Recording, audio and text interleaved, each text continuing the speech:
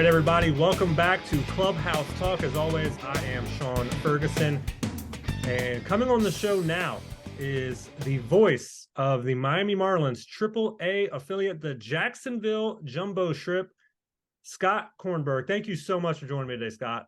Hey, Sean, thank you for having me on. Looking forward to talking. Absolutely. And it was such a, there's a lot to get into because it was such a great season, both majors and the minors. And again, another MLB season's in the books and another AAA for you.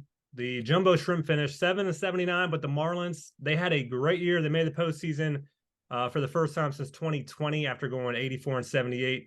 What are your biggest takeaways from the season? Yeah, and for the Marlins, first time in a full season since 2003. So that was pretty remarkable. I think from a Marlins major league level and a AAA level, I mean, what a successful year, because you're not supposed to win here in AAA. The goal is to make the major league team better. And there are several guys from the Jumbo Shrimp who went up throughout the season and made the major league team better to win 84 games, which isn't a ton. But it was enough to make the postseason. And that, I think, is a huge benchmark for the Marlins. At the end of the day, if you pick, would you rather win or lose? Even in AAA, you'd pick win. But there were some good moments for this team in particular in the second half. But I think the way the coaching staff, the way the front office looks at it, it's a massive success because of all the talent that went back and forth from Jacksonville to Miami and did a really good job impacting the major league teams. Yeah, and you kind of brought that up with the talent going up and down. You were able to watch a lot of those young talent, in particular Anthony Maldonado and first baseman and outfielder Troy Johnston. They both had great years in the minors. When do you think they're going to make the most impact on the big league roster? Well, for Anthony Maldonado, it's actually an interesting question because last night he was added to the Marlins 40-man roster. So you have to be on the 40-man roster to be eligible to be on the major league roster, the 26-man roster. So he, in theory, with that move, next year you would think would be his time to do that. And I think a pretty big surprising omission was Troy Johnston not being added to the 40-man roster. So he's eligible for the Rule 5 draft, which essentially means any team in baseball could pick him, and they would have to have him on the major league roster all year. I think there's a pretty good shot that Troy Johnston gets picked by somebody else. He's coming off, as you said, a terrific season. Both he and Maldonado are like A plus people. I mean, they're just great guys. They work incredibly hard. They're good for your culture. So Maldonado, the Marlins, he's a little bit younger than Troy. And in theory, next year, if there's a spot in the bullpen open, he'd probably be that first guy in line to move up. And for Troy, he's an interesting guy that if some team takes him in the Rule 5 draft, he's got a chance to make their major league roster literally right off the bat. And if not, either he's not picked or maybe he's sent back by another team to Miami. It doesn't mean that the door is closed. All it takes is an injury here, or if he keeps hitting the crud of the ball, he could get another look up in the majors. So it's a little bit of an easier road for Anthony than for Troy, but you would think next year is a great chance for both those guys. And from what you've seen this past season with Jacksonville and throughout the rest of the farm system with the rest of the talent that the Marlins are currently growing, when do you feel that the Marlins will be able to compete for divisions and really add on to the 84 wins from just a year ago? That's a great question. And it's tough because you play in the same division as the Braves, who continue to win 100 games every year. The Phillies obviously are a terrific team. People expect the Mets to bounce back and continue to spend a lot of money. So, they're a team that could get better. The Nationals have a highly regarded farm system, and they're probably still a couple of years away, but, they got a lot better this year. So for the Marlins, I think they're behind the 8 ball already because Sandy Alcantara is their ace, and he's out for all of 2024 after undergoing Tommy John surgery. So the other weird thing about what they're doing is it's a different kind of front office leader in place. They hired Peter Bendix, and I personally am really excited about him because he did a terrific job with the Rays, who are a model organization. But it takes time. It takes time to get your people in place. It takes time to get, the organization structure and how you get player development and how you analyze players and scouting and all those things.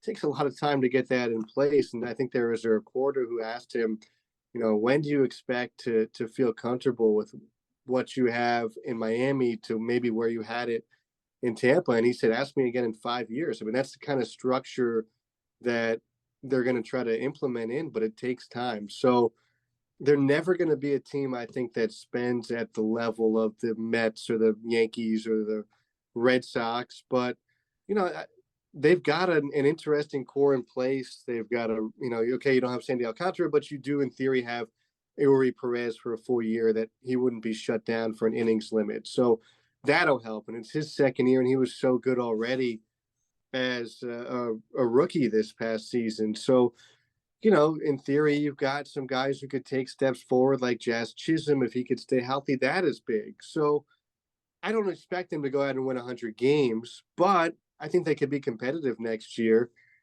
It's just they're going to need some breaks like they had this year, but there's no reason that they can't. And I think they've got a really good president of baseball operations in place in Bendix, who can really help them from an analytical perspective, like a Rays, get players who maybe are undervalued in other places and bring them into the Marlins for not a ton of money, and they could win some games like that. So I'm looking forward to see what he does, because I think that'll really help in a really difficult division.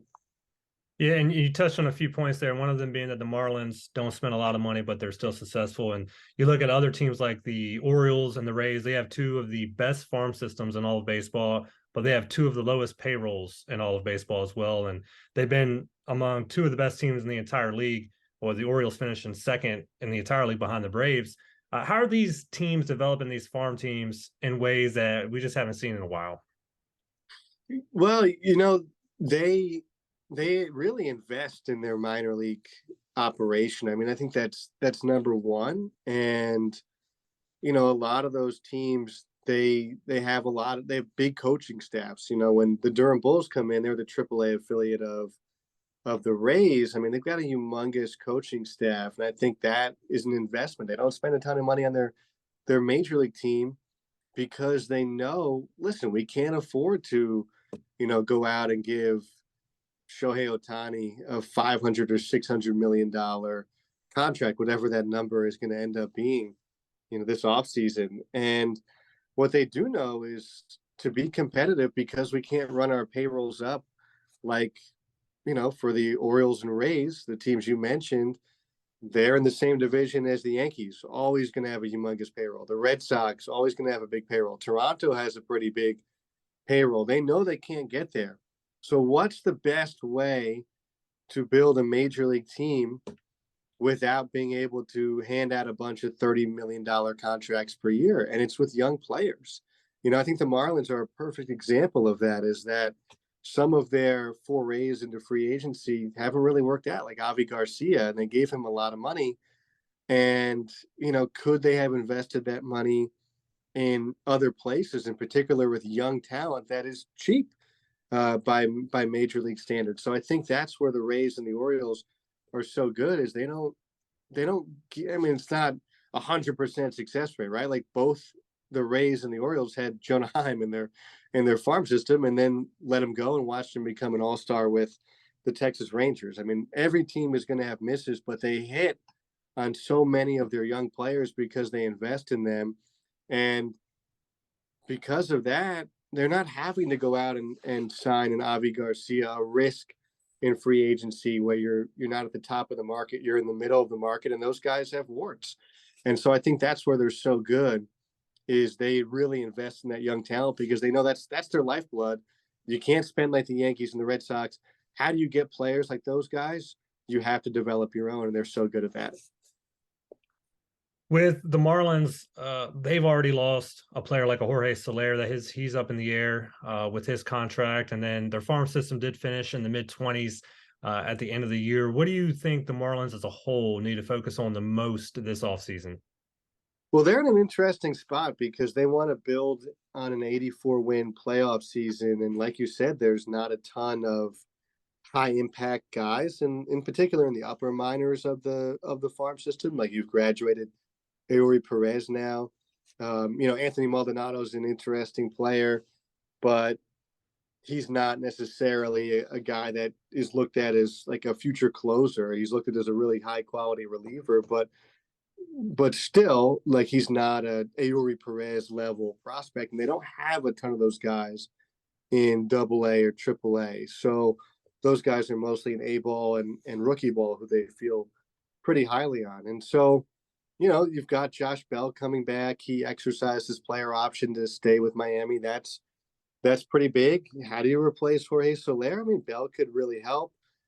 Xavier Edwards, who kind of got a cup of coffee in the major league. How about that? Does that work? Help. He's kind of a guy who doesn't hit for a ton of power, but he's a almost like Luis Ariz type of player who didn't really have a role last year because they had Luis Ariz and they had Xavier Edwards. But in theory, without Soler, you could put Bell as the DH and Ariz at first and Edwards at second. So there are ways that they could make this work, and it's not going to be the same exact team.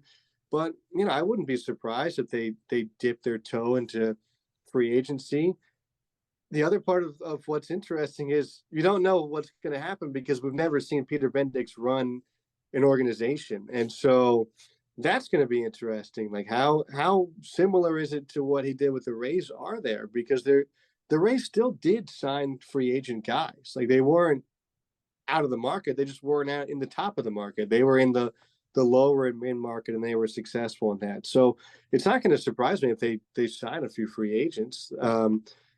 It's not going to surprise me if they make some trades. They still have some interesting pitching prospects who they could maybe deal for some hitting help. So, I don't think anybody knows what they're going to do because they're very unpredictable right now, just with a new regime in place. But I don't think they're going to be at a place where, okay, we lost Jorge Soler. What are we going to do now? They're going to say, we lost Jorge Soler, but we won 84 games last year. How do we replace his production and build on that to continue to compete in a really difficult, not just division as we talked about earlier, Sean, but league? Yeah, and those are great points. And one of the things you brought up were the prospects. And we know next season will be here before we know it. All season always goes by way too fast. Who among some of the upcoming talent in the Marlins organization are you most forward to looking to play in Jacksonville next season? Well, I think, we've got actually had a lot of free agents who will leave our roster who, we're rooting for those guys, right? We want guys like Brian Miller and Yurara Encarnacion and guys who are just great people to be successful in other places. So, in that regard, there's going to be a different team here, and that's normal for AAA. For people who in theory could return, Troy Johnston would be at the top of the list, right? Guy was the organization player of the year. I'd love to see Peyton Burdick. He had a really difficult season, and he talked a lot at the end of the year about changes he wants to make. I want to see what he does in implementing those changes when he comes back here.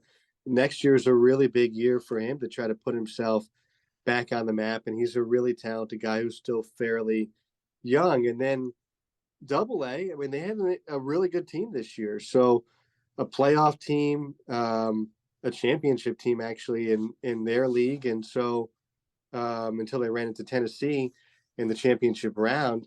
And you've got Victor Mesa Jr. there, who was added to the 40-man roster last night, who's a really interesting young outfielder. Patrick Monteverde started a few games for us and in theory would be in the Jacksonville rotation next year. And he's an interesting pitcher. Will Banfield, we've heard about for years, is this great defensive catcher, and he continues to kind of put it together offensively little by little. And in theory, he's a guy who we might see in 2024. So, just because there's not a ton of like super high impact prospects in the system doesn't mean there are not interesting players. Jacob Berry was a first round pick a couple years ago, and maybe he makes it to AAA at some point next year. But there are a few interesting pieces, and Double A is coming off a great season. So there's a lot of segments of that roster who they're interesting players, and I think the Marlins are going to give them a look in Jacksonville at some point, whether it's March, whether it's August in 2024, and I'm kind of curious to see how that goes because they're typically very slow with their promotions, which I think is a good thing, and we'll see when a lot of those guys matriculate up to this level. All right, and two, like you just said, after getting back to the postseason last year, overall, what do the Marlins need to do this offseason to not only improve on the 84 win season, but really compete when it comes down to it this upcoming season? I think their pitching is always going to be their strength. They're really good at developing pitching, as good as any team in baseball. I mean, arguably the team at developing pitching in baseball. So they've got a lot of good. Even though Sandy Alcantara, they still got a really interesting rotation with. We talked about Perez earlier, but Jesus Luzardo is coming off a great year, and Edward Cabrera is really interesting, and Trevor Rogers is coming back from an injury, and Braxton Garrett's coming off a great season. So they've got a lot of guys pitching wise. They need to get more consistency offensively. Their offense, for years has ranked at the bottom of baseball or near the bottom of baseball in every single category. And so, they made a nice move to get Luis Arraez. But they've got to figure out, they've got Jake Berger back. He had a great second half. Can he duplicate that? We'll see. Josh Bell is, kind of had some ups and downs in his career, and he's been inconsistent. He performed really well. Can he do that again? We'll see. But I still think they need some other big-time bat. And the nice thing about the Marlins is they develop pitching so well that you could kind of take from that, kind of like they did to get Luis Arraez, where they traded Pablo Lopez, and bring in some sort of high impact offensive player. Maybe it's a corner outfielder somewhere. Maybe it's at shortstop or something of that nature. But maybe it's a catcher, but they need some other position player, I think, and that will allow them, if not two, to take the next step. Well, Scott, thank you as always for joining me. It gave me a lot of great insight. And again, just thank you for your time here today. No problem, Sean. Thanks for having me. Absolutely. That was Scott Kornberg, the voice of the Jacksonville Jumbo Shrimp, the AAA affiliate of the Miami Marlins. We're going to take a quick break, and we'll be right back here on Clubhouse Talk.